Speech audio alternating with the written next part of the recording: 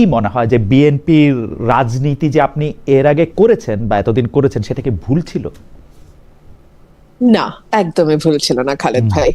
আমি গত 15 বছর আওয়ামী লীগের যেই শাসন আমল ছিল, তখন আমি মানবাধিকার লঙ্ঘনের বিরুদ্ধে কথা বলেছি, দুর্নীতির বিরুদ্ধে কথা বলেছি, প্রতিষ্ঠানগুলোকে ধ্বংস করার বিরুদ্ধে কথা বলেছি, এবং অটোমেটিক্যালি এই কথাগুলোর বেনিফিট বিএনপির কাছে গেছে, বিরোধী দলে তখন যারা ছিল জামাতে ইসলামের কাছে গেছে, এবং অন্যান্য যে পলিটিক্যাল পার্টিগুলো সেই সময় আওয়ামী লীগের বিরুদ্ধে ছিল তাদের সকলের পক্ষেই গেছে। সো আমার কাছে মনে হয় যে স্ট্যাবলিশমেন্টকে প্রশ্ন করার যেই সহজাত প্রবৃত্তি আমার মধ্যে আছে, সেটা তখনও যেমন ছিল সেটা এখনো তেমনই আছে। আপনার মনে থাকবে বিএনপি পাওয়ারে আসার আগে যেই 17 মাস আসলে অন্তর্বর্তীকালীন সরকারের সময় ছিল, সেই সময়টাতেও কিন্তু আমি অন্তর্বর্তীকালীন সরকারের তীব্র সমালোচনা করেছি। একই সঙ্গে আমি বিএনপির নানান রকম চাঁদাবাজি, দুর্নীতি, এলাকায় প্রভাব বিস্তারের জন্য নানান রকম অপকর্ম, এই সকল কিছুর বিরুদ্ধে কথা বলেছি। সো আমার নিজের কাছে মনে হয় যে আমি সবসময় আমার নিজের কাছে সৎ থাকবার চেষ্টা করেছি।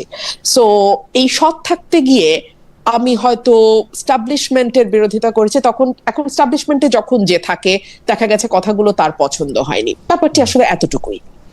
বেশ ফারহানা, আপনি আওয়ামী লীগের বিরুদ্ধে যেমন বলেছেন, তত্ত্বাবধায়ক সরকার বা অন্তর্বর্তীকালীন সরকারের বিরুদ্ধে যেমন বলেছেন সেটা ঠিক, সেটির সুফল বা সেটির কারো না কারো পক্ষে তো গিয়েছেই, বিএনপি বা জামাত ইসলামের পক্ষে গিয়েছে, কিন্তু আপনি কিন্তু বিএনপির নেতৃত্বের পক্ষেও কথা বলেছেন, বিএনপির নেতৃত্বের পক্ষেও বিভিন্ন প্রশ্নের উত্তর দিয়েছেন, কিন্তু এখন আপনি সেই মানে নিজের বলা কথার বিরুদ্ধেই অনেক সময় অনেকখানে দাঁড়াচ্ছেন। আমাদের প্রশ্ন হচ্ছে যে এখনকার বিএনপি কি আগের বিএনপির চেয়ে আলাদা?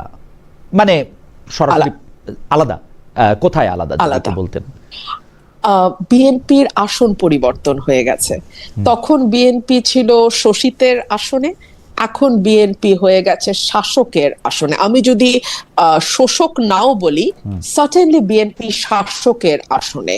এবং যেহেতু আমি একজন স্বতন্ত্র সংসদ সদস্য, আমি কোনো দলের সংসদ সদস্য না, সুতরাং আমার কিন্তু ক্রিটিক করার ব্যাপারে আমার কোনো বাধা নাই। আমি এই সুযোগে আপনাকে এটাও বলি, আপনি আমার চেয়ে ভালো জানবেন, বাংলাদেশের সংবিধান 70 অনুচ্ছেদ সংশোধন না করেও যে কোনো বেসরকারি সদস্য অর্থাৎ মন্ত্রীর বাইরে যতজন পার্লামেন্ট মেম্বার আছেন, যারা কেবলমাত্র এমপি, যেই দল থেকে আসুক না কেন, তারা কিন্তু সরকারের সমালোচনা করতে পারে। কিন্তু বাংলাদেশের হিস্ট্রিটা এতই চমৎকার যে আমরা কখনো কখনো কোন সংসদ সদস্যকে সমালোচনা তো দূরেই থাক, নিজের দলের স্তুতির বাইরে টু দ্য পয়েন্ট খুব কম কথা বলতে দেখি। আমি আপনাকে একটু বলি যদি সুযোগ দেন। এখন তো রাষ্ট্রপতির ভাষণের উপর ধন্যবাদ প্রস্তাব আলোচনা চলছে। আমি অবাক হয়ে দেখলাম, বিশ্বাস করেন 300 জন সংসদ সদস্য একজনও বলল না এই প্যারাগ্রাফে বা মাননীয় মহামান্য রাষ্ট্রপতি এটা বলেছেন, তার প্রেক্ষিতে আমার বক্তব্য এইটা, বা এই প্যারাগ্রাফে এটা আমি কিন্তু বলেছি। এবং ভেরি কি বলবো, এটাকে ইন্টারেস্টিংই বলি, দুঃখজনক লাগে তারপরেও ইন্টারেস্টিংই বলি। আমাকে কিন্তু সময় দেওয়ার ব্যাপারে আওয়ামী লীগ সরকার যতটা না অনুদার ছিল, এই সরকার তার চেয়ে কোনো অংশে কম অনুদার নয়। আমাকে একবার বিরোধী দলের চিফ হুইপের কাছে দৌড়াতে হয়, একটু টাইম দাও, 2 মিনিট বাড়াও। সে বলে না না আমি তো জানি না, আপনি সরকারি দলের কাছে যান। সরকারি দলের কাছে যাই, তারাও তো রেসপন্সিবিলিটি নেবে না, কারণ কে আর মানে কাছে ডেকে বকাবাদ্য শুনতে চায়, তাই না? সো আন্ডারস্ট্যান্ডেবলি তারাও চায় না যে আমি কথা বলি। সো আমার এই একটা মিনিট, একটা সেকেন্ড, খালেদ ভাই, আমি কিন্তু জানি 1 মিনিটে কয়টা শব্দ বলা যায়, 150টা। আপনি মোটামুটি কমফোর্টেবলি 150টা শব্দ 1 মিনিটে বলতে পারবেন। সো আমাকে ওই শব্দ গুইনা না আমার স্পিচটা রেডি করতে হয়। সো এই এফর্টটা আমি হাসিনা আমলেও দিয়ে আসছি, এই এফর্টটা আমাকে তারেকের আমলেও দিতে হচ্ছে। So it is the same old story for Rumin Farhana. বেশ ফারহানা, জাস্ট মানে আপনাকে যদি এই সরকার মনোনীত করতো নির্বাচনের জন্য বা মনোনীত করে নাই নির্বাচনের জন্য, এইটা থেকে আপনার পার্সোনাল গ্রাজ বা ক্ষোভের জায়গাটা কি আসে? মানে ব্যাপারটা কি এরকম যে আপনাকে যেহেতু নমিনেশনটা দিল না বা আপনাকে যথাযথ মূল্যায়ন করলো না, সেই জন্য আপনি একটা পার্সোনাল গ্রাজ থেকে আজ বিএনপির বিরোধিতা করতেছেন? তাহলে খালেদ ভাই আপনি আমাকে বলেন, নমিনেশন তো ডিক্লেয়ার হয়েছে নভেম্বরে, হ্যাঁ, এন্ড অফ নভেম্বর। এর আগে 5ই অগস্টের পর থেকে শুরু করে নভেম্বর পর্যন্ত এই যে 15টা 13টা 14টা মাস আমি যে বিএনপির নানান অপকর্ম নিয়ে প্রশ্ন তুলেছি, সেটা কেন তুললাম? তখন তো আর মনোনয়ন দেওয়া না দেওয়ার কথা আসে নাই, আমি কিন্তু তুলেছি। 1, 2 হলো, আমি সব সময় আপনাকে আমার আগের ইন্টারভিউতেও বলেছিলাম যে রাজনৈতিক দলগুলোর আসন পরিবর্তন হয়, আজকে যে এদিকে বসছে কালকে সে ওদিকে বসে, কিন্তু ভাগ্যের পরিহাস আমার আসনটা অপরিবর্তিতই থাকে। আমি সব সময় অপ্রেসড মানুষের পক্ষে কথা বলি, যে কারণে যখন বিএনপির নেতা নেত্রীদের নেতাকর্মীদের যেভাবে মামলা হামলা মিথ্যা মামলা গায়েবী মামলার মধ্যে দিয়ে যেতে হয়েছে, আজকে যখন আমি দেখি একই কায়দায় এফআইআর এর মধ্যে সেম অ্যালিগেশন 25টা 30টা এফআইআর দেখি একই অ্যালিগেশন, শুধু নাম পরিবর্তন হচ্ছে, 500 জন আসামি, তার মধ্যে ধরেন শিরিন শারমিন চৌধুরী খুনের মামলা, মানে উইচ ইজ অ্যাবসার্ড। তো এই বিষয়গুলো যখন আমি দেখি তখন আমার কাছে মনে হয় এগুলো ভীষণ রকম অন্যায়, এবং একজন আইনজীবী হিসেবে, একজন আইন প্রণেতা হিসেবে, একজন নাগরিক হিসেবে, একটা স্বাধীন দেশের নাগরিক হিসেবে এটা প্রতিবাদ করার একটা মানে কি বলবো, এটা আমার প্রাথমিক দায়িত্বের মধ্যে পড়ে। এখন এটার বেনিফিট শিরিন শারমিন চৌধুরী পাচ্ছে না এটার বেনিফিট তারেক রহমান পাচ্ছে, এটার চেয়ে অনেক বেশি গুরুত্বপূর্ণ হচ্ছে অন্যায়টার বিরুদ্ধে আওয়াজ তোলা। মানে একটা আওয়াজের বাইরে তো আসলে আমার মতন সামান্য একজন সংসদ সদস্য কিছু করতে পারে না, এর চেয়ে বেশি কিছু করার আসলে আমার নাই, আমার ক্ষমতা নাই, কিন্তু আওয়াজটা তো আসলে তোলা দরকার। আচ্ছা বেরিসা ফারহানা, এই সিরিজের শেষ প্রশ্ন, আপনি কি এই 15 বা 17 বছরে মানে আপনি কি সবসময় এরকম ন্যায়ের পক্ষে থেকেছেন দলের পক্ষে না থেকে? সবসময় কি আপনি? না, আমি সব সময় পারিনি, না না পারিনি। আপনাকে অনেক সময় আমাকে অনেক কিছু দেখেও না দেখার ভান করতে হয়েছে, অনেক কিছু বলা উচিত কিন্তু আমি হয়তো বলি নাই।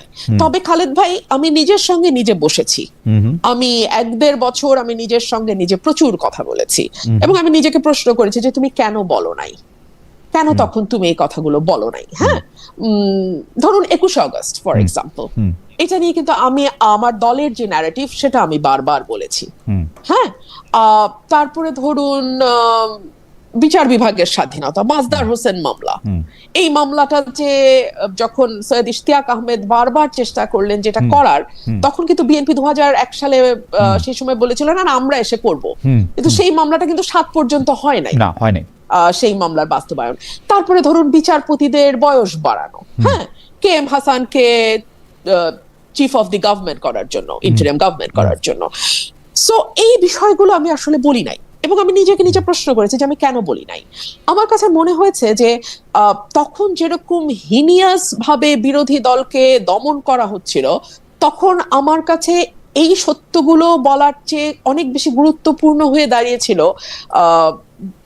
মানবাধিকার লঙ্ঘন নিয়ে কথা বলা, গুপ নিয়ে কথা বলা, আমাদের বিচার বহির্ভূত হত্যা নিয়ে কথা বলা, এনফোর্স ডিসঅ্যাপিয়ারেন্স, কিংবা আমার নেতাকর্মীদের গায়েবী মামলা নিয়ে কথা বলা, কিংবা ধরুন কারাগারে ধারণ ক্ষমতার বাইরে বন্দি নিয়ে আমাদের যে একেবারে ত্রাহি অবস্থা সেটা নিয়ে কথা বলা। আমি আসলে ওগুলাতে অনেক বেশি ফোকাস করেছি, কিন্তু হ্যাঁ এই কথাগুলো আমি এড়িয়ে গেছি, এই কথাগুলো আমি দলের ন্যারেটিভ দিয়েছি। পরের প্রসঙ্গে আসি, যে অনেকে বলছেন, স্পেসিফিকলি একজন তো বলে দিচ্ছেন যে সংসদের বাইরে বিএনপি ও জামায়াতের যে দ্বন্দ্ব সেইটা আসলে আর্টিফিশিয়াল। আমরা যাকে ডক্টর মোহাম্মদ ইউনূস পরিচয় করে দিয়েছিলেন যে এই আন্দোলনের একজন গুরুত্বপূর্ণ মানুষ হিসেবে, সে মাহফুজ সাহেবও বারবার, সাবেক উপদেষ্টা, বারবার বলেছেন যে এটা একটা ভাগ বাটোয়ারার সংসদ, এরকম ইঙ্গিত করেছেন বারবার। আপনার কাছে কেউ এরকম মনে হয় যে বিএনপি ও জামায়াতের দ্বন্দ্ব আসলে আর্টিফিশিয়াল, মানে তারা একটা স্টেজড, মানে WWF এর মতো যেরকম একটা স্টেজড খেলা হয় সেরকম একটা খেলা খেলছেন দর্শকদের বিনোদন দেওয়ার জন্য বা ব্যস্ত রাখার জন্য? আমি এখন আপনাকে যে উত্তরটা দেব, তারপরে আমার উপরে তীব্র সাইবার অ্যাটাক হবে, দুটো দল থেকেই তীব্র সাইবার অ্যাটাক আসবে আমার উপরে, কিন্তু তারপরেও সত্য কঠিন, কঠিনেরই তো ভালোবাসিলাম, তাই না? একেবারে স্টেজ আমরা আর মামুরা, গঠনমূলক সমালোচনা, এই শব্দবন্ধটি শেখ হাসিনার মুখে আমরা ক্রমাগত শুনতাম যখন জাতীয় পার্টি বিরোধী দলে ছিল। গঠনমূলক সমালোচনা করবেন আপনারা, আজকালও সংসদে প্রায় শুনি গঠনমূলক সমালোচনা। হোয়াট ইজ গঠনমূলক? হু উইল ডিসাইড উইচ সমালোচনা ইজ গঠনমূলক এন্ড উইচ সমালোচনা ইজ ভাঙ্গামূলক, নট গঠনমূলক? Who is going to decide that? And আমি জানি না, আমি আসলে রাজনৈতিক কর্মী, বুদ্ধিও কম, বুঝি না গঠনমূলক কাহাকে বলে এবং কে উহা নির্ণয় করিবে। সো আমি শেখ হাসিনার সময়ও যেভাবে দেখতাম, যাকে আমরা গৃহপালিত বিরোধী দল বলতাম ওই সময়ে, সবাই মিলেই বলতাম, সেই জাতীয় পার্টির ব্যাপারে যে ধরনের একটা খেলা একটু কুসুম কুসুম বিরোধিতা, আমি এটাকে বলতাম কুসুম কুসুম বিরোধিতা। সো এখনো আমি তার থেকে খুব ব্যতিক্রম কিছু দেখি না, এবং আমি বিশ্বাস করি সংসদ যারা ফলো করেন, পার দলীয় কর্মীর বাইরে সাধারণ মানুষ, তারাও বুঝবেন যে এই সংসদটা একেবারেই আমরা আর মামুরা। এনসিপি কেও কি আপনার একই জায়গায় রাখবেন নাকি এনসিপির যিনি প্রধান নেতা আছেন নাহিদ ইসলামের বক্তব্য আমরা শুনলাম যে আজকেই যে বেশ গোছানো বক্তব্য দিয়েছেন, বেশ কিছু প্রসঙ্গ এনেছেন, আজকে সংসদ নেতা তারেক রহমানও বক্তব্য রাখলেন, অনেকেই বলছেন যে এরকম সংশোধিত দেখতে চেয়েছিলাম। আপনি আসলে মানে কেন এত সমালোচক হয়ে উঠছেন যে একটা ভালো প্র্যাকটিস হচ্ছে বলে অনেকে, আমি দেখছিলাম যে আমার সোশ্যাল মিডিয়ার যারা বন্ধু বা যাদেরকে আমি ফলো করি তাদের বেশিরভাগই আসলে জনাব নাহিদ ইসলামের বক্তব্য বা জনাব তারেক রহমানের বক্তব্য প্রশংসাই করছিলেন। আমার পক্ষে ব্যক্তি হিসেবে সিঙ্গল আউট করাটা শোভন হবে না, আমি বরং দল হিসেবে বলি, হ্যাঁ ডেফিনেটলি এনসিপি কে আমার কাছে অনেক বেশি ভোকাল এবং অনেক বেশি, অ্যাটলিস্ট আমি যদি জামাতের সঙ্গে তুলনা করি, অনেকটাই তারা ক্রিটিক গভর্নমেন্টের, এবং রাইটলি ক্রিটিসাইজ করে, তারা খুব সঠিকভাবেই করে যে বিষয়গুলো করে। এবং বিশেষ করে আমি যদি মানে নামই বলি, হাসনাত আব্দুল্লাহ খুবই শক্তভাবে ক্রিটিক করেন, এবং আমি মনে করি যে একজন সত্যিকার বিরোধী দলের সদস্য হিসেবে, হ্যাঁ এটাই আসলে সকলের করবার কথা ছিল, সকলের কাছ থেকেই এটা আমরা আশা করেছিলাম, কিন্তু দুর্ভাগ্য আমাদের। আর যারা বলছে এমন সংশোধিত দেখতে চেয়েছিলাম, তাদের উদ্দেশ্যে আমি বিনীতভাবে বলি, আমি তো আসলে গত 15 বছরে এমন সংসদই দেখেছি। হ্যাঁ, মানে যদি এটি প্রথম নয়, এটি প্রথম নয়। না না না না না, 14 সাল থেকে 24 পর্যন্ত আপনি ধরেন না, হ্যাঁ 14 থেকে 24 পর্যন্ত অন্তত 10টা বছর তো আমরা আসলে এই কুসুম কুসুম বিরোধিতা, গঠনমূলক সমালোচনা, তুমিও আছো আমিও আছি, শুধু শুধু তো আর খারাপ কথা আমরা কেউ কারো বিরুদ্ধে বলবো না, একটু একটু পিঠ চাপড়ানো, একটু একটু খোঁচা, মিষ্টি মিষ্টি প্রেম, এই সংসদ তো আমরা দেখছি ভাই। মানে 14 থেকে 24 ইট ওয়াজ অ্যাবসলিউটলি দ্য সেম। ওকে, আমি দেখেন খালেদ ভাই, আরেকটা জায়গা আপনি একটু দেখেন, শেখ হাসিনা আমাদের ক্রমাগত ভয় দেখাইতো, হ্যাঁ যে দেখো জঙ্গি না আবার আইসা পড়ে, হ্যাঁ আমরা ঠিক থাকি নাহলে আবার জঙ্গি আসবে, ইসলামিস্টরা আসবে। এখন আবার দেখি সংসদে নতুন ভয় দেখানো হয়, এই আমরা ঠিক থাকি নাহলে কিন্তু ফ্যাসিস্ট এসে পড়বে, মানে ইট is the same circus for God sake. কিন্তু কথা যাই হোক, আমি পরবর্তী প্রসঙ্গে যাই। আপনাকে একজন দর্শক অনেকবার একটা মানে পাঠিয়েছেন, সেইটা আমি একটু আপনাকে পড়ি। উনার নাম রাজু আহমেদ রাজান। খালেদ মহিউদ্দিন ভাই, দয়া করে প্রশ্নটি করবেন, রুমিন ফারহানাকে বিএনপি যদি মহিলা এমপি না বানাতো, বাংলাদেশে কতজন লোক রুমিন ফারহানাকে চিনতো? অনুরোধ রইল প্রশ্নটি করুন। আজ বিএনপির বিরুদ্ধে কথা বলছেন উনি। খুবই খুবই খুবই সঠিক প্রশ্ন। বিএনপি যদি আমাকে নারী আসনে মনোনীত না করত, তাহলে আসলে কতজন আমাকে চিনত? আমি খুবই বিনয়ের সঙ্গে ভাইকে বলি, বিএনপি গঠনের পর থেকে আজ পর্যন্ত অন্তত 1,500-2,000 মহিলা এমপি বিএনপি বানিয়েছেন, তাদের কতজনকে আসলে আপনারা চেনেন? আমি খুবই বিনয়ের সাথেই প্রশ্নটা করছি, মানে প্রশ্ন আমাকে প্রায় শুনতে হয়, তো এটা অনেক বেশি বিনয় হয় নাই, ঠিক আছে, কিন্তু আমি পয়েন্টটা আমি বুঝতে পারছি যে অনেক বেশি বিনয় হয় নাই। বেঁচে পারেন, আমি পরের প্রসঙ্গে যাই। এই প্রসঙ্গটা হচ্ছে যে আমাদের অনেক দর্শকও আসলে আমার দর্শক আমার বিরুদ্ধে এই অভিযোগ করেন যে দর্শক যেগুলি আসলে গঠনমূলক প্রশ্ন করেন সেগুলির বেশিরভাগ ক্ষেত্রে আমি নাম বলি না বা প্রশ্নটা করি না, কারণ সেই প্রশ্নগুলি আমি নেই যেগুলিতে স্পেসিফিকলি আমাকে গাল দেওয়া হয় সেগুলি বা সমালোচনা করা সেগুলি নেই। কিন্তু এইটা আমি দর্শকদের কাছে কৃতজ্ঞ যে আমাদের রিসার্চ টিমের পাশাপাশি দর্শকদের অনেকে ওই প্রশ্নটা করেছেন। এই প্রশ্নটা খুবই গুরুত্বপূর্ণ বটে। সেই প্রশ্নটা হচ্ছে যুক্তরাষ্ট্রের সঙ্গে যে বাণিজ্য চুক্তিটি হয়েছে, অন্তর্বর্তীকালীন সরকার যে 3 দিন আগে বাণিজ্য চুক্তিটা করলো, যেটার মধ্যে থেকে আমি অন্তর্বর্তীকালীন সরকারের যিনি মুখপাত্র ছিলেন সেই শফিক সাহেবকে জানতে চাইলাম। শফিক সাহেব বললেন যে এটা যে কোনো সময় এটা বাতিলও করা যেতে পারে, কিন্তু সরকার এটিকে রাখলো। শুধু না, যিনি এই চুক্তিটি করার কৃতিত্ব বেশি দাবি করতে পারেন তাকে আবার এই সরকারের মন্ত্রীও করা হলো। সব কিছু নিয়ে আপনি এইটা একটা সংসদের মাধ্যমে রিভিউ করার একটা দাবি তুলেছেন। এইটার এখন কি অবস্থা? মানে আমার কাছে মনে হয় যে হ্যাঁ, এটা হইতে পারে, যেমন শফিক সাহেব বলতেছেন যে চুক্তিটা খুবই ভালো, ব্যারিস্টার ফুয়াদও বললেন যে হ্যাঁ, ইন্ডিয়ার থেকে বাইরে হয়ে আমেরিকার খুবই ভালো। তাই আমি বললাম ভালো হলে ভালো, কিন্তু আপনার দাবিটা তো খুব যুক্তিযুক্ত যে সংসদের মাধ্যমে রিভিউ করার দাবি। এই দাবিটার ক্ষেত্রে আপনি খালি দাবি তুলতে পারেন, মানে এই রিভিউটা একজন সংসদ সদস্য হিসেবে আপনিও করতে পারেন কিনা, মানে আপনিও এইটা আসলে টেবিলে দিতে পারেন কিনা, বা এটা আপনি কিভাবে চান বা এটা কিভাবে হতে পারে? খালেদ ভাই, আমি দীর্ঘ সময়ে এটা নিয়ে ভেবেছি যে আমাদের আর্টিকেল 145A অনুযায়ী সংবিধানের যে কোনো বিদেশি চুক্তি যদি সেটা গোপনীয় না হয়ে থাকে সংসদে প্রেজেন্ট করতে হবে। কিন্তু আনফরচুনেটলি সংবিধানের এই ধারাটা আমরা কেউ দেখি না।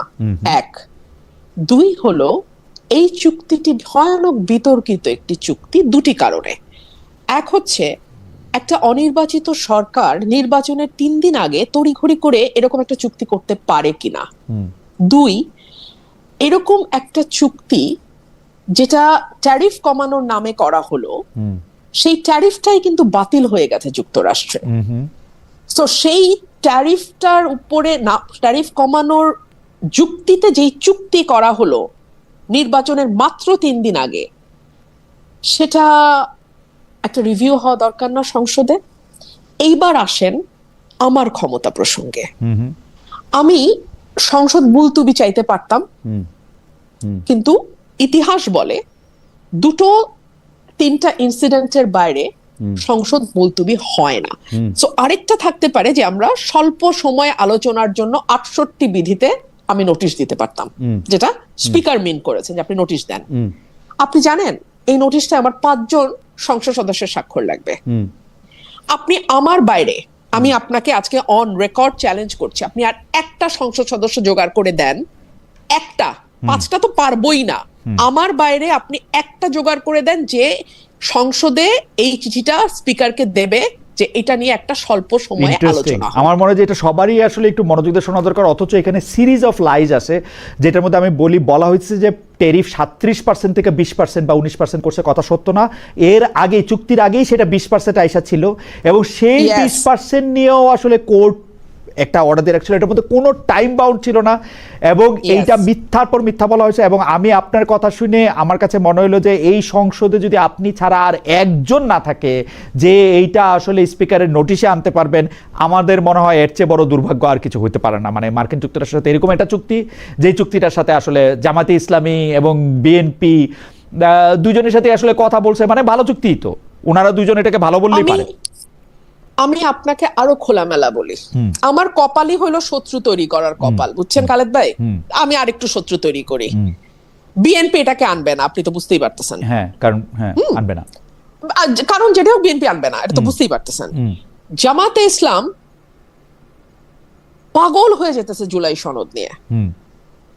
জুলাই সনদ বাস্তবায়ন করলে খুবই ভালো হবে।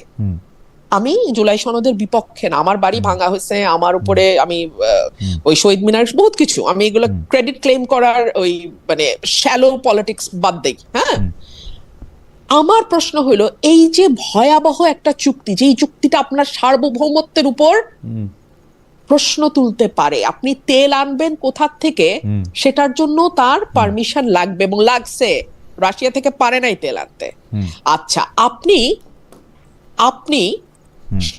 মানে যুদ্ধ সরঞ্জাম, অস্ত্র, এগুলোর যুদ্ধ সরঞ্জাম কোথা থেকে কিনবেন, কম দামে কোথায় পাচ্ছেন, বা আপনি একটা কম্পিটিটিভ ভ্যালুতে যাবেন এই সুযোগ আপনার নাই এই চুক্তি অনুযায়ী। আরো বহু সমস্যা আছে।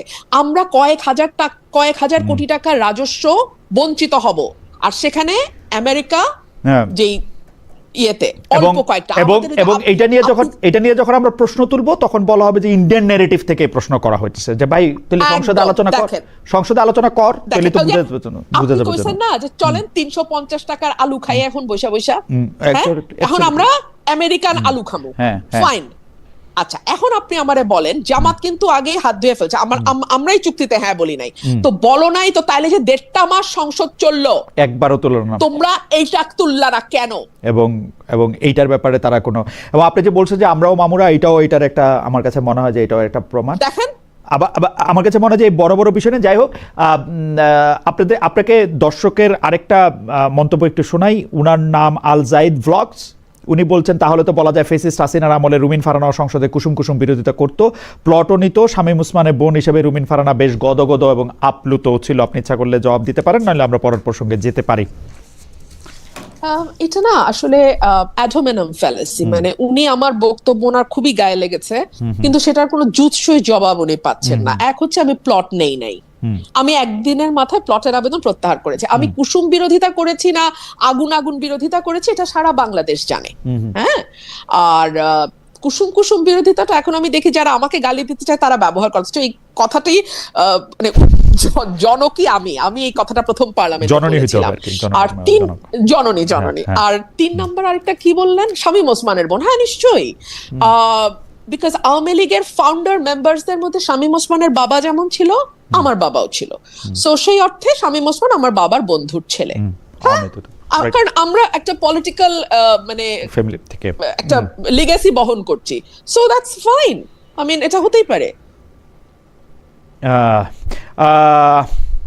VGR 937, আমি পরবর্তী প্রসঙ্গে যাওয়ার আগে এটা একটু বলি। ডক্টর ইউনূসের বিরুদ্ধে ষড়যন্ত্র বাদ দেন খালেদ ভাই, উনি আপনাদের জন্য ডক্টর ইউনূস ব্যর্থ হয়েছিল।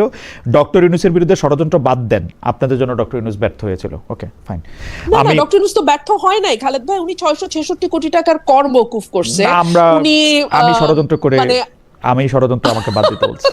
ঠিক আছে, আমি পরবর্তী প্রসঙ্গে উনি এখন ভিভিআইপি প্রোটোকলের উদ্ভট নজির তৈরি করে ওটা উপভোগ করতেছে। মানে উনি তো ব্যর্থ হয় নাই, উনি যা করতে চাইছিল তাই করে গেছে উনি বাংলাদেশ থেকে। কিন্তু সর্বশেষ সরকার প্রধানের তো 1 বছর আসলে ভিভিআইপি প্রোটোকল থাকাই উচিত। মানে এটা নিয়ে আমরা এত উদ্বিগ্ন কেন হইতেছি? মানে যিনি সরকার প্রধান আছেন তিনি তার চেয়ারটা ছাড়া কেন জানেন? হ্যাঁ জি বলেন। হ্যাঁ, উদ্বিগ্ন কেন? কারণ এটাকে লুকাইতে চাইছে। কোনো কিছু লুকাইতে চাওয়া ইজ নট ভেরি নাইস। আপনাকে একটা মেসেজ দেয় যে সামথিং ফিশি। লুকাইতে চাইছে কিনা সেটা আমি শিওর না, তবে বেরিসা ফারহানা আমরা পরবর্তী প্রসঙ্গে যাই। আপনি জানেন যে এই প্রশ্নটাও আপনি হয়তো আপনার মাথায়ও অনেকবার আসছে, যে কারণ সেনাপ্রধান সবসময় আমাদের, যিনি সেনাপ্রধান এখন আছেন অন্তর্বর্তীকালীন সরকারের সময় ছিলেন, শেখ হাসিনার সময়ও তিনি ছিলেন, সেই সেনাপ্রধান সবসময় বলে এসেছিলেন যে নির্বাচিত সরকার এলে, মানে 5 আগস্টে ঘটনার পরে নির্বাচিত সরকার এলে সেনাবাহিনী ব্যারাকে ফিরে যাবে। এখনো যায়নি যে সেনাবাহিনী, এর কারণ কি বলে মনে হয়? অনেকে এই যুক্তি দিচ্ছে যে আর্মি ব্যারাকে ফিরলে নিষিদ্ধ আওয়ামী লীগ কঠোরভাবে মাঠে নামতে পারে, এই জায়গা থেকে সিদ্ধান্ত নেওয়া হচ্ছে না। আমরা একটু আপনার মন্তব্য শুনতে চাই যে সেনাবাহিনী এখনো ব্যারাকে ফিরে যায় নাই। নির্বাচিত সরকার আসছে, 2 মাসের বেশি সময় হলো, ফেব্রুয়ারি 17 না মার্চ এপ্রিল, হ্যাঁ 2 মাসের বেশি সময়, 2.5 মাসের মতো সময় আছে। এটা নির্বাচিত সরকারের ব্যর্থতা।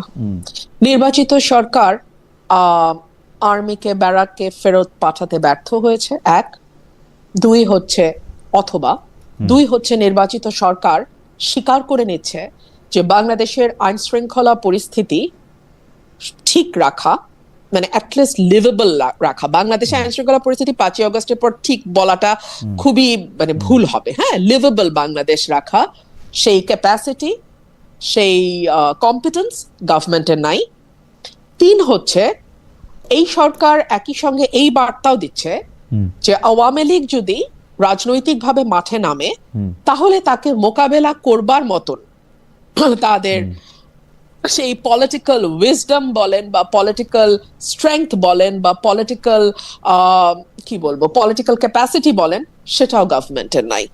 এর বাইরে তো আমি আসলে কেন সেনাবাহিনী ব্যারাকে ফিরছে না তার জবাব দিতে পারবো না, কারণ একটা যুদ্ধ বিধ্বস্ত দেশ যখন ছিল বাংলাদেশ, সেই সময়ও কিন্তু বঙ্গবন্ধু বাংলাদেশের মাটিতে নেমেই ইন্ডিয়ান আর্মিকে বাধ্য করেছিল চলে যেতে ইন্ডিয়াতে। এটা কিন্তু ওনার একটা বিরাট সাফল্য হিসেবে দেখা হয়, বিরাট সাফল্য। সো সেখানে একটা নতুন গভর্নমেন্ট, বাংলাদেশে কোনো যুদ্ধ হয় নাই, number one. Number two, Bangladesh কোনো ওয়ার্স অবস্থায় এখন নাই, আগেও হয় নাই, এখনো নাই।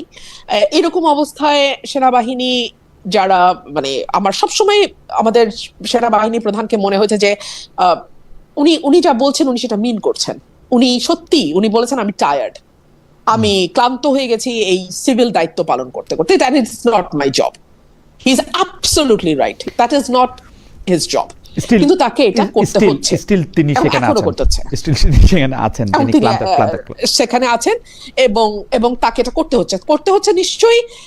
এই গভর্নমেন্ট তাকে সেই, মানে নিজেরাও সেই ভরসা পাচ্ছে না যে তারা আর্মিকে ছাড়া তারা ল অ্যান্ড অর্ডার কে ঠিক রাখতে পারবে। এবং আমাদের হোম মিনিস্টার ভেরি ইন্টারেস্টিংলি, ওনার সকল বিষয় ব্যুৎপত্তি আছে আলহামদুলিল্লাহ, মাশাআল্লাহ। মানে উনি সংবিধান নিয়ে যখন কথা বলেন তখন আমার মনে হয় যে মানে আমাদের মানে সংবিধানের বড় বড় যারা মানে মানে কি বলবো বিশেষজ্ঞ ছিলেন এবং আছেন এখনো, তারাও খুবই থতমত খেয়ে যাবেন। হ্যাঁ, উনি এত ভালো সংবিধান বোঝেন, জানেন। মানে উনি যদি একটু মাটিতে নেমে এসে, মানে সংবিধানের বইয়ের থেকে মাটিতে নেমে এসে আইন শৃঙ্খলাটার দিকে একটু তাকাইতেন, যদি মবের দিকে একটু নজর দিতেন, যদি ওনার দলের নেতা কর্মীদের চাঁদাবাজি এবং এলাকায় এলাকায় যে দখলদারিত্ব সেটার দিকে নজর দিতেন, কিংবা ধরুন এই যে হরে দরে কশ্যপ গোত্রের মতন মামলা হচ্ছে হরে দরে, হ্যাঁ, সেগুলোর দিকে একটু মানে নজরদারিটা বাড়াইতেন, তাহলে হয়তো মানে আর্মি ব্যারাকে ফিরে যেতে পারতো, তাহলে হয়তো বাংলাদেশের মানুষ আরেকটু পিসফুলি ঘুমাইতে পারতো, তাহলে হয়তো যারা কোনো দল করে না তারা আরেকটু বেশি নিরাপদ বোধ করতো। আমার কাছে এটাই মনে হয়। মব নিয়ে যখন কথা বললেন তখন আমি আমার মনে আছে যে আপনার সঙ্গে ঢাকায় যখন আমার কথা হয়েছিল সাক্ষাৎকার, আপনি বলেছিলেন যে অন্তর্বর্তী আমি আপনাকে কোট করছি, অন্তর্বর্তী সরকারের কোনো অংশের ইন্ধনেই একটি শক্তি মাঠে ছিল যারা মবের মাধ্যমে অরাজক পরিস্থিতি তৈরি করত।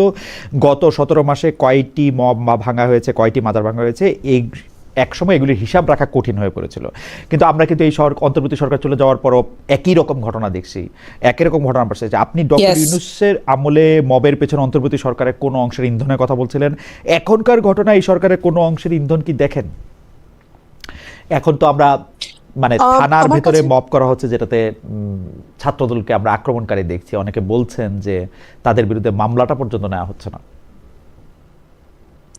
এই যে ঠিক সমস্যাটা এই জায়গাটাতে খালেদ ভাই, ঠিক এই জায়গাটাতে আমরা একটা ট্রেন্ড সেট করেছে 17 মাস ধরে, হ্যাঁ, যে দাবি আদায় করতে চাও লোক জড়ো করো, কোনো কিছুর মানে কোনো ব্যক্তির কাছ থেকে 10 লাখ 20 লাখ টাকা একবারে নিতে চাও, মব তৈরি করো, কোনো প্রতিষ্ঠানের প্রধান পরিবর্তন করতে চাও, মব তৈরি করো, কাউকে চেয়ার থেকে সরাই দিতে চাও, মব তৈরি করো।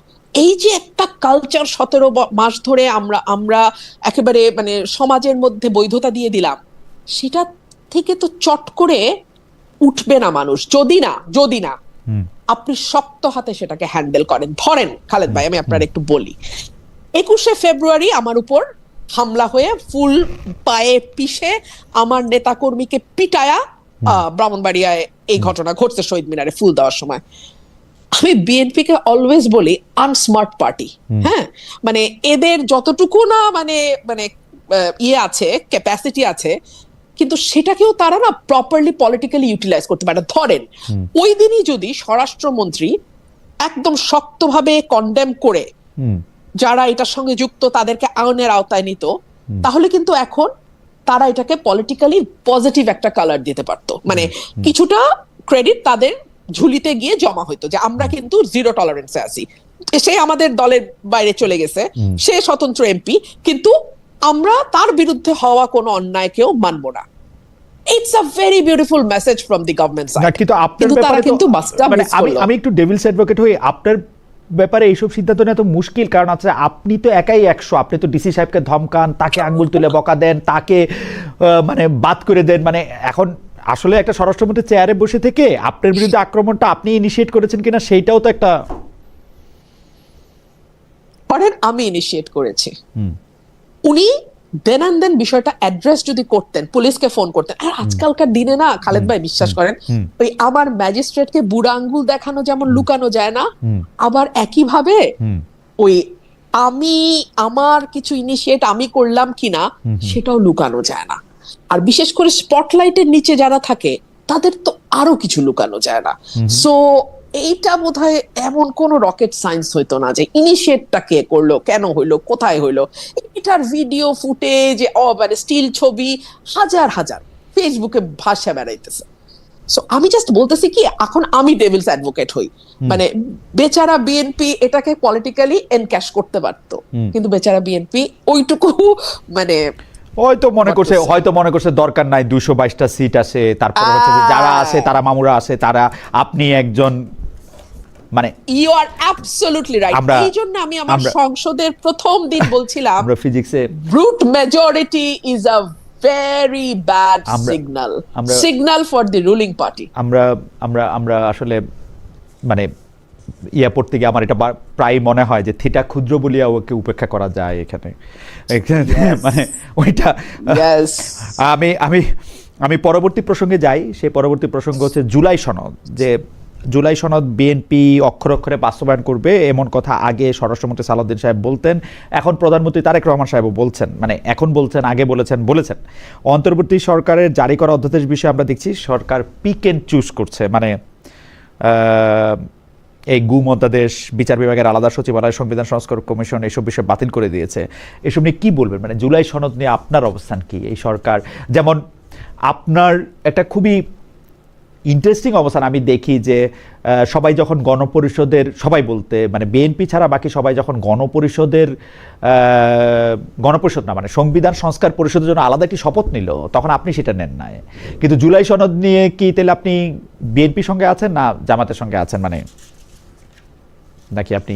দেখুন খালেদ ভাই, আমি কয়েকটা বিষয়ে মনে করি সুরাহা হওয়া দরকার, এটা জুলাই সনদে থাকুক আর না থাকুক। এক হচ্ছে সকল ক্ষমতা এক ব্যক্তির হাতে কেন্দ্রীভূত, এই জায়গাটার পরিবর্তন দরকার। সেটা আপনি প্রধানমন্ত্রীর সাথে মন্ত্রী পরিষদের ক্ষমতার ভাগাভাগি বলেন, কিংবা আপনি প্রধানমন্ত্রীর সাথে রাষ্ট্রপতির ক্ষমতার ভাগাভাগি বলেন, এখানে একটা ব্যালেন্স আসা দরকার। এক।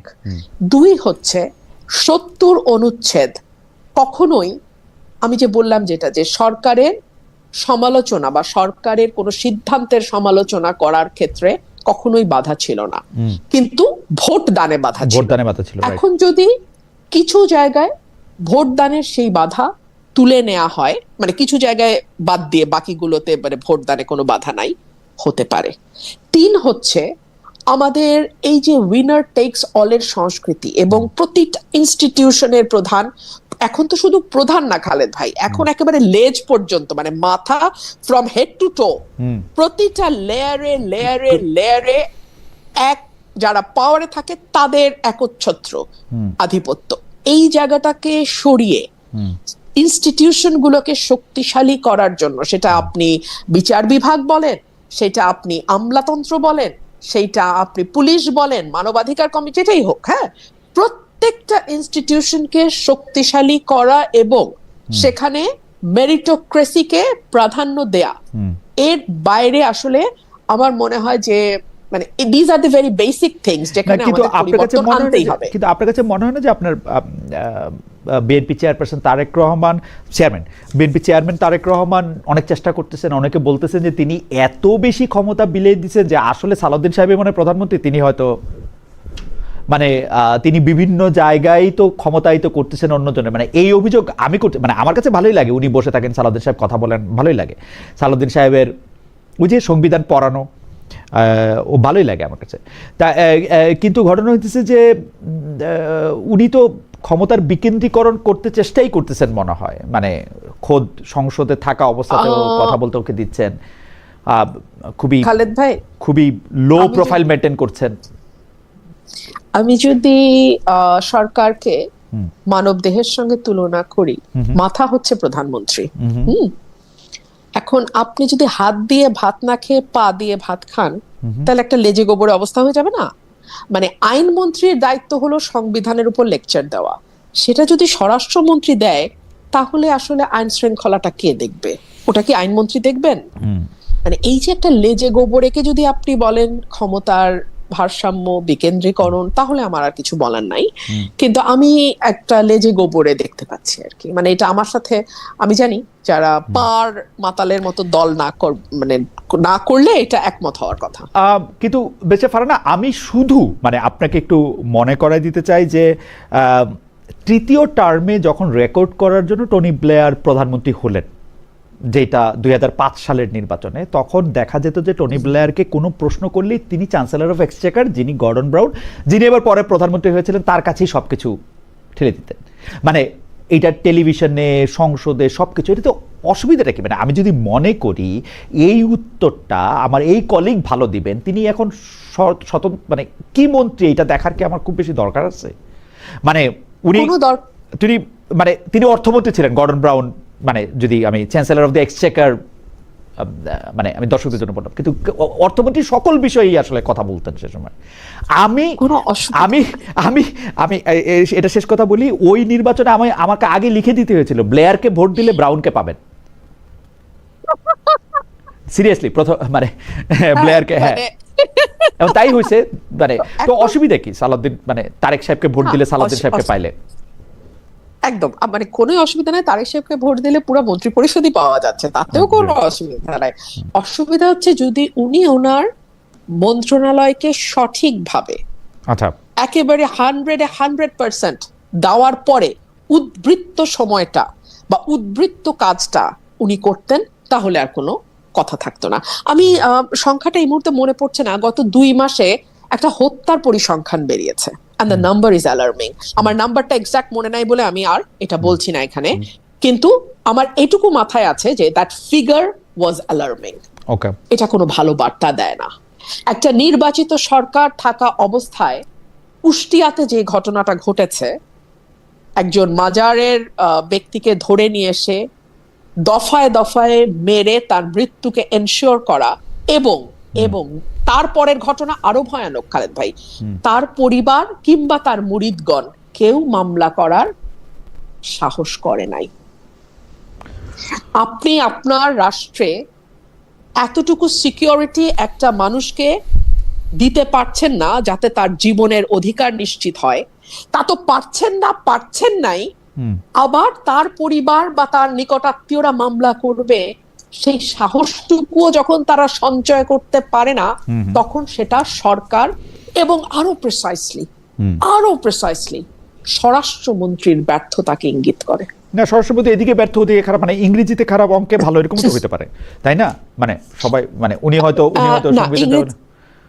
মানে আপনি বলছেন যে অবশ্যই স্বরাষ্ট্র মন্ত্রণালয় তার প্রাথমিক দায়িত্ব, কোনো অসুবিধা নাই। জি হ্যাঁ খালেদ ভাই, তাহলে আমি যদি অঙ্কে ভালো হই, আমি আর ইংরেজিতে খারাপ হই, তাহলে আমি অঙ্ক নিয়েই ফার্দার পড়াশোনাটা করবে হয়তো উনি, হয়তো আমি অনার্স মাস্টার্সে ওইটা নিয়ে, অঙ্ক নিয়ে, উনি হয়তো ইংরেজিতে যাব না। উনি হয়তো ইংরেজির জন্য একজন মানে প্রাইভেট টিউটর হয়তো রাখবেন তখন একটু পরে, মানে একটু গুছাইতে তো একটু সময়, মানে আমরা একটু আগে শুরু করেছি কিনা তার সমালোচনা, সেটা আমি বুঝতে চেষ্টা করতেছিলাম, যে মানে একদম প্রথম দিন থেকে। আমি বরং এটা বলি যে আমরা তাকে ওয়েক আপ কল দিচ্ছি। আচ্ছা, ওয়েক আপ কল দিচ্ছেন। যাই হোক, এর মধ্যে ইন দ্য মিন টাইম দর্শক মোহাম্মদ মেহেরাজুল ইসলাম উনি বলছেন, ভাই আমার নাম খালেদ মুহিউদ্দিন, আপনি লিখেছেন যে খালেদা ভাই আপনিও দেখি কুসুম কুসুম প্রশ্ন করতেছেন। ঠিক আছে, মেনে নিলাম। আমি একটু আপনার কাছে ওই যে ডিজিটাল সিকিউরিটির প্রসঙ্গে একটু আসি, যে বেশ কিছুদিন ধরে যারা মানে বিভিন্ন রকম মানে সাইবার ক্রাইম বা বট আইডির আক্রমণের শিকার, আমরা যদি ওইভাবে বলি, তার মধ্যে আপনি একজন, মানে প্রধানমন্ত্রীর তথ্য উপদেষ্টা সম্প্রতি বলেছেন যে কোনো ধরনের মিস ইনফরমেশন, ডিসইনফরমেশন এই সরকার টলারেট করবে না। আপনি এখন কেমন দেখতেছেন আসলে মত প্রকাশের স্বাধীনতা, এই bot ID, misinformation, disinformation, এগুলি আসলে কিভাবে আপনি দেখেন? মানে কথা হইলো যে আমরা কি কেউ আমার বিরুদ্ধে একটা মিথ্যা কথা বললো, আমরা কি তার আসলে গ্রেপ্তার দাবি করতেছি, সেইটা কি আবার বাক স্বাধীনতায় হস্তক্ষেপ করা হবে কিনা? মানে কি আছে যদি কেউ আমার বিরুদ্ধে একটা মিথ্যা কথা ছড়ায় বা একটা ফটো কার্ড তারা দেয়, এটাকে আমরা এত অপরাধ হিসেবে কেন দেখবো, বা এখানে ফাইন লাইনটা কোথায়? ফাইন লাইনটা আমার কাছে যেটা মনে হয়, মানে আমি তো অসম্ভব রকম এগুলোর শিকার হয়েছি। একে তো নারী, তার উপর এস্টাবলিশমেন্ট বিরোধী নারী, তার উপর ওমেন উইথ আ ভয়েস।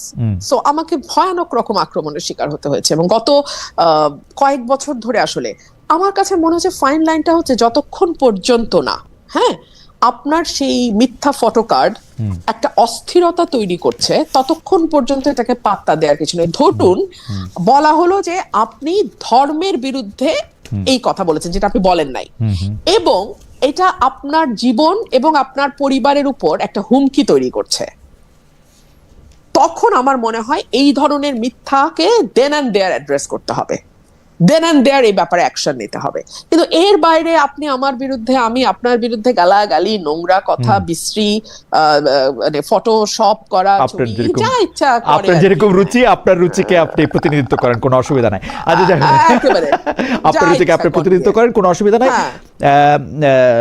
আমি একটু পুরনো প্রসঙ্গে, দর্শক যেহেতু এই প্রশ্নটা বারবার করতেছেন, সেই জন্য আপনাকে একটু বলি। উনার নাম হচ্ছে আবুল কালাম আজাদ, যে উনি একটি শপথ নিয়েছেন, আরেকটি কেন নেননি, সেটি একটু সংক্ষেপে বলবেন কিনা?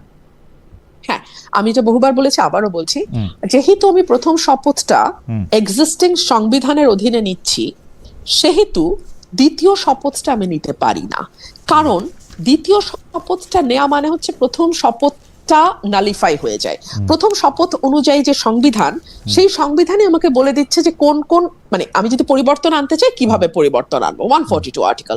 তো এরপরে যখন আমি আরেকটা শপথ দেই এবং সংবিধান সংশোধন পরিষদ গঠনের জন্য শপথটা নেই, তখন আসলে আমার প্রথম শপথটা থাকে না। বেঁচে পারে না। প্রশ্নটা হচ্ছে যে আপনি তো জানতেন যে আপনাকে দুটো শপথ নিতে হবে, কারণ এই ব্যাপারে একটা অধ্যাদেশ জারি হয়েছে নভেম্বরেই। আপনি জানতেন যে একটা পরিষদ হবে যারা সংবিধান সংস্কার করবে, সেই শপথটাও নেওয়া হবে, একই দিনে সেই শপথ নেওয়া হবে। এটা তো একটা অধ্যাদেশে, এটা তো লেখা ছিল। আপনি তো আগে এটাতে বলেন নাই যে আপনি এটা নেবেন না। আরো একটা কথা হলো যে মোটামুটি ভাবে 70-75 জন তো ওই দুই শপথ নিছেন, তাদের শপথ মানে কি ভঙ্গ হয়ে গেছে? তারা কি বাদ হয়ে গেছে? তারা তো রীতিমতো সুন্দর সুন্দর কথা বলতেছে। এই সংবিধান একদল বলছে ছুঁড়ে ফেলে দেওয়া উচিত ছিল, ছুঁড়ে ফেলে দিতে হবে, নতুন করে লিখতে হবে, উই হ্যাভ টু রিরাইট ইট। আরেক দল বলছে না, আমরা কিছু জায়গায় অ্যামেন্ড করব। যারা বলছে ছুঁড়ে ফেলে দেওয়া দরকার ছিল, তারা কেন 5ই আগস্টের পর সেটা ছুঁড়ে ফেলে দিল না? তারা কেন বিপ্লবী সরকার গঠন করলো না? এখন কি দাঁড়িয়েছে, সংবিধানের কিছু অংশ আপনি সুবিধা মতো মানছেন, কিছু অংশ আপনি সুবিধা মতো মানছেন না। মানে 106 অনুচ্ছেদ অনুযায়ী আপনি সংসদ গঠন, সরি, গভর্নমেন্ট ফর্ম করছেন, ইন্টারিম গভর্নমেন্টের কথা বলছি। আপনি আবার ওই রাষ্ট্রপতির কাছে শপথ নিচ্ছেন, কিন্তু আবার বলছেন এই রাষ্ট্রপতি সংসদে এসে দাঁড়ালে আপনি মব করে তাকে সরিয়ে দেওয়ার একটা মানে পায়তারা করছেন। মানে এটা মানে কি একরকম, মানে মনে হচ্ছে একটা বড় কেক পাওয়া গেল, আপনি একবার এদিকে খাচ্ছেন, আবার বন্ধুকে ডেকে ওইদিকে দিচ্ছেন। সেইটা তো মোটামুটি ভাবে আমরা সবাই করতেছি। মানে আমরা সংবিধান করতেছি, সংবিধানে যা কিছু আছে সেগুলির অর্ধেকটা মানতেছি, অর্ধেকটা মানতেছি না, কিছুটা ভালো লাগলে মানতেছি, কিছুটা ভালো লাগলে মানতেছি না। এটা ভালোই, এটা খারাপ না। কারণ মনে হয় যে সংবিধানের জন্য তো মানে আমরা পরবর্তীকালে আমরা যাই করব সেইটাই সংবিধান, এটা তো আমরা আগেও দেখে আসছি। পরে এগুলি সবগুলি ঠিক হয়ে যাবে, এতে অসুবিধা নাই। কিন্তু সব রাটিফাই করে ফেলবে, হ্যাঁ, সব আমরা যা যা করছি সবকিছু শুদ্ধ বলিয়া গণ্য হইবে, তত কোনো গণ্য হইবে, তাহলে তো কোনো অসুবিধা হবে না। আমি এই প্রসঙ্গে যখন প্রশ্নটা করব, তখন দর্শকরাও আসলে কাছাকাছি বিষয়ে কথা বলতেছেন যে গত 1 বছর ধরে যারা আপনাকে পছন্দ করেন, তারা আপনার কথা পছন্দ করছেন, তাদের বড় একটি অংশ আবার এই অভিযোগ তুলছেন যে আপনি আওয়ামী লীগকে বাঁচিয়ে রেখেছেন, আওয়ামী লীগের নেগেটিভ ধরে রাখার কাজ করছেন। মানে আপনি আসলে একজন মানে গুপ্ত আওয়ামী লীগার, আপনার মনের মধ্যে আওয়ামী লীগটাই আছে, অনেকে এরকম বলতেছেন। মানে আপনি কি দেখেন? যে আমার কাছে না নিজেকে, মানে আমি যদি তাদের সকল অভিযোগ সত্য বলিয়া ধরিয়া লই, হ্যাঁ, যে আমি আওয়ামী লীগকে বাঁচায় রাখছি, আওয়ামী লীগের ন্যারেটিভ বাঁচায় রাখছি, তাহলে সম্ভবত আমি একটা লাইফ সেভিং মেশিনের মতো, বুঝছেন? যখন বিএনপি আইসিইউতে ঢুকে আমি গিয়ে বিএনপি রে বাঁচাই, যখন আওয়ামী লীগ আইসিইউতে ঢুকে আমি গিয়ে আওয়ামী লীগ রে বাঁচাই। না, হইলেন লাইফ সেভিং মেশিন, হইলেন লাইফ সেভিং মেশিন। আপনি তো সময় বিএনপি করতেন, সেজন্য আপনি বিএনপিকে বাঁচাতে চেষ্টা করছেন। আপনি তো আওয়ামী লীগ করেন না, নাকি করেন? সেজন্য গোপনে মানে না, আমি আওয়ামী লীগ করি না, অবশ্যই আমি আওয়ামী লীগ করি না। কিন্তু আমি আপনাকে কিন্তু এই উত্তরটা দিয়েছি যে যখন আপনার প্রতিপক্ষের হাত থেকে তলোয়ার পড়বে, তখন তাকে আঘাত করা সবচেয়ে বড় কাপুরুষের কাজ। Okay. আপনি আপনার প্রতিপক্ষকে আঘাত করবেন, আমি আপনাকে তখনই বীর বলবো যখন সে তার সর্বোচ্চ শক্তির অবস্থাতে থাকে। আওয়ামী লীগ যখন তার সর্বোচ্চ শক্তিশালী অবস্থায় ছিল, তখন আজকে যারা কমেন্ট করছে তাদেরকে নিয়ে কিছু বলা কি ঠিক হবে? না মানে ঠিক আছে, মানে আমরা নিশ্চয়ই বুঝতে পারতেছি কিছু। আপনি বুঝে নেন। জি জি জি। Simple. তাহলে আপনি আসলে মানে আপনার বক্তব্যগুলি আওয়ামী লীগের পক্ষে এখন যাচ্ছে, কারণ হচ্ছে যে আপনি আসলে যার প্রতি অন্যায় হচ্ছে তার পক্ষে কথা বলছেন, ব্যাপারটা কি এরকম? যে এখন সিম্পল, একদম একদম ভেরি সিম্পল। কিন্তু আওয়ামী লীগ এত বছর ধরে, মানে একটা প্রশ্ন তো আসেই যে আওয়ামী লীগ এত বছর ধরে যদি এত অন্যায় করতে পারলো, তার বিরুদ্ধে আসলে আমরা ন্যায় কেন করব? মানে অনেকে এই প্রশ্ন আমারও করে যে মানে অন্যায়রে তো অন্যায় দিয়ে করবো কেন জানেন? হ্যাঁ জি বল। না না না না, কখনো না। জি। ঘৃণার পাল্টা ঘৃণা যখন আপনি শুরু করবেন না, ঘৃণার চাষের বাইরে আপনি আর কিছু দেখবেন না।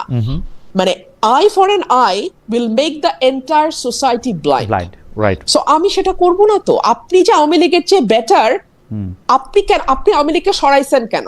কারণ আওয়ামী লীগ খারাপ ছিল। তো আপনি যদি সেটাই আবার করেন, তাহলে আওয়ামী লীগের দোষ কি ছিল?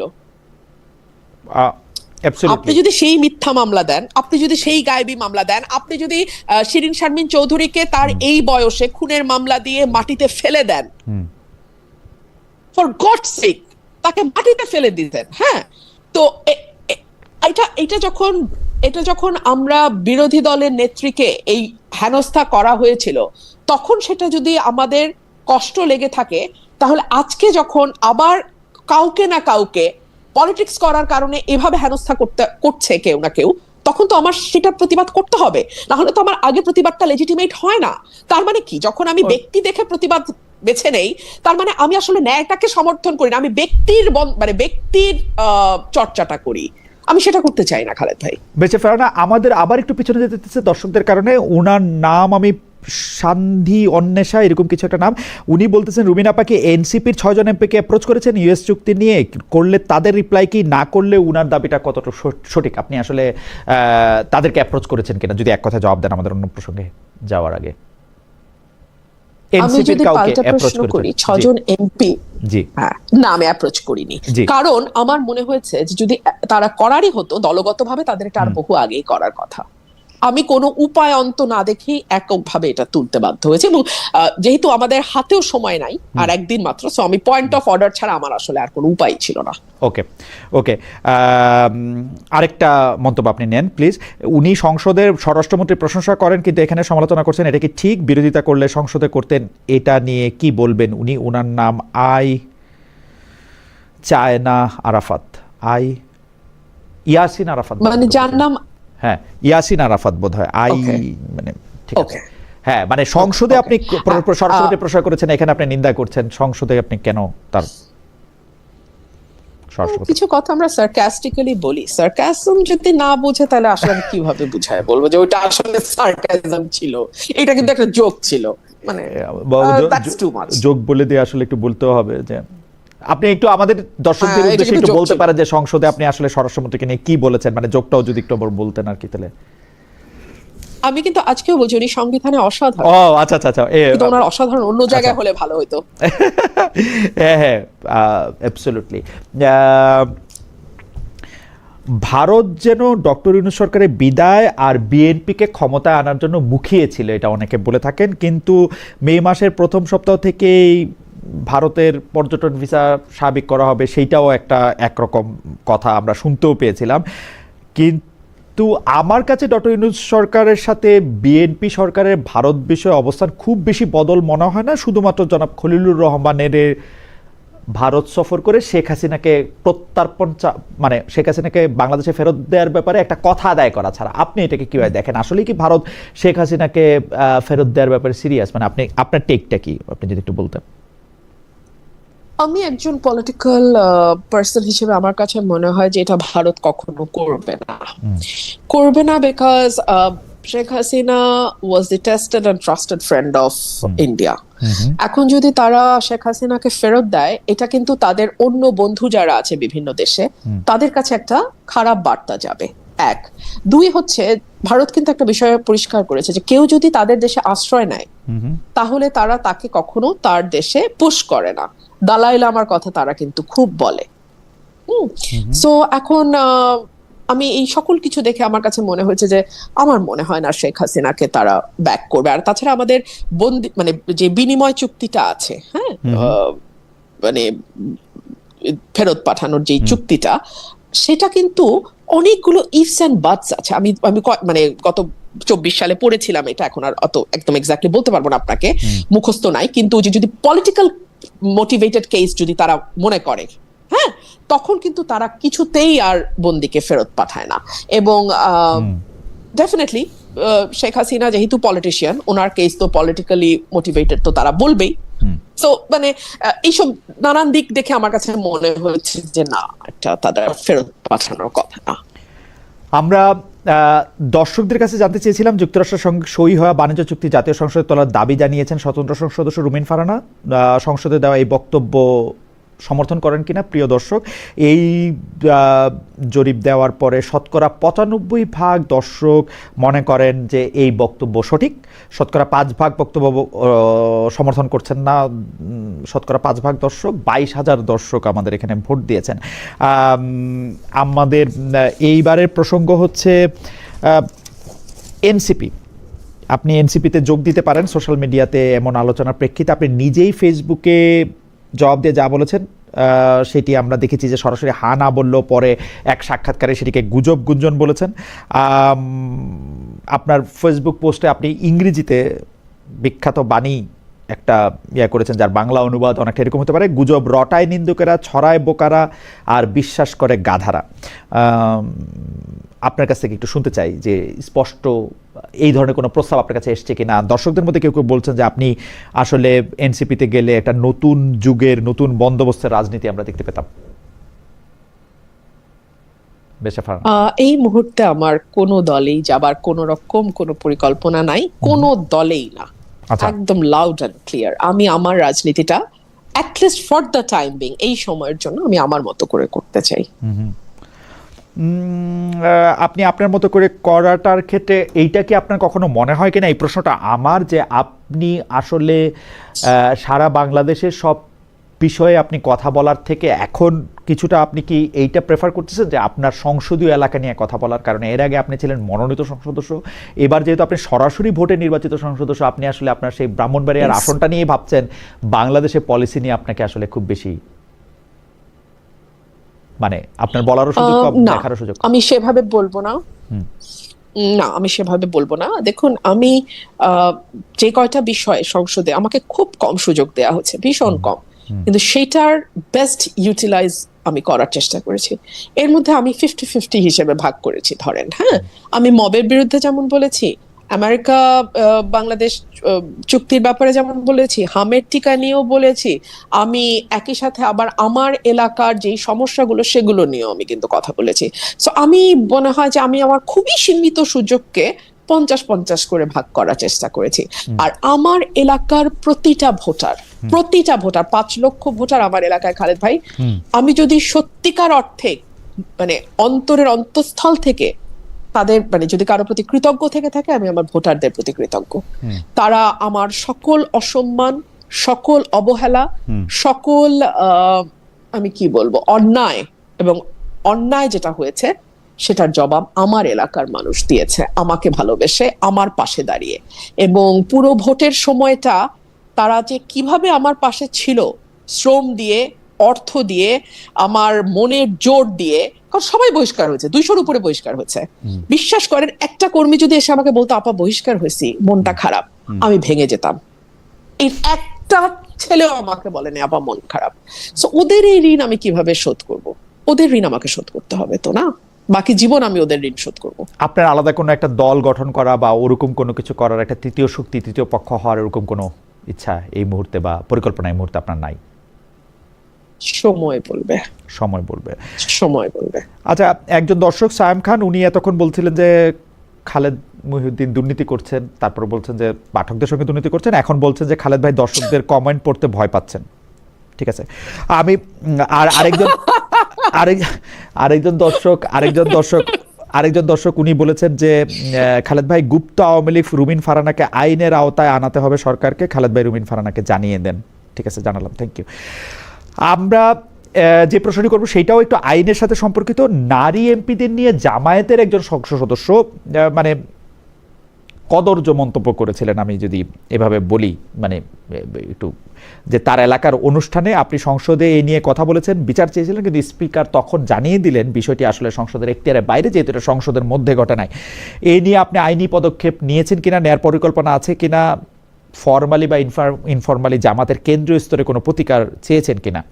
আমরা কিন্তু দেখেছি কাছাকাছি ঘটনা, বিদ্যুৎ জ্বালানি খনিজ সম্পদ মন্ত্রী ইকবাল হাসান মাহমুদ টুকুকে নিয়ে মানহানি করা মন্তব্য করার অভিযোগে জামায়াতের সেই এমপির বিরুদ্ধে মামলা করা হয়েছে। আমি একটু আগেই তো এটার উত্তর দিলাম খালেদ ভাই, যে যতক্ষণ পর্যন্ত এটা কারো জান মাল এবং জীবনের উপর হুমকি তৈরি না করছে ততক্ষণ পর্যন্ত এগুলোকে খুব বেশি না, কিন্তু আপনি সংসদে যেহেতু কথাটা তুলেছিলেন, সেই জন্য বলছি আর কি। আমাকে যেটা হয়েছে, জামাতের আমির নিজে ফোন করেছেন 2 বার, এন্ড দলগতভাবে ওরা দুঃখিত হয়েছে এবং আমার কাছে দুঃখ প্রকাশ করেছে, সরি বলেছে। তো আমার মনে হচ্ছে ঠিক আছে, এটা নিয়ে আর ফার্দার যাওয়ার দরকার নেই। আচ্ছা, জামাতের আমির নিজেই আপনাকে ফোন করেছেন এবং দলগতভাবে ব্যাপারটা নিয়ে মানে দুঃখ প্রকাশ করেছেন। এই ব্যাপারটাই আসলে মানে একটা ইনফরমেশন আমাদের জন্য। যাই হোক, এবারের মনোনয়ন, এটা আমাদের মানে মানে শেষ প্রশ্নের আগের প্রশ্ন, এবারের মনোনয়ন, নির্বাচনের মনোনয়ন প্লাস সংরক্ষিত আসনে মনোনয়ন নিয়ে আপনার পর্যবেক্ষণ কি? আপনি একটু যদি পুরোটার ব্যাপারটা বলেন, কারণ জামাতে ইসলামী নারীদের আসলে মনোনয়ন দেয় নাই, তাদের যে এলআই এনসিপি মনোনয়ন দিলেও তাদের বেশ কিছু নারী সদস্য এবং গুরুত্বপূর্ণ নারী সদস্য আসলে ওই ইলেকশনে এক হওয়ার জন্য সেটা আলাদা হয়েছে, কিন্তু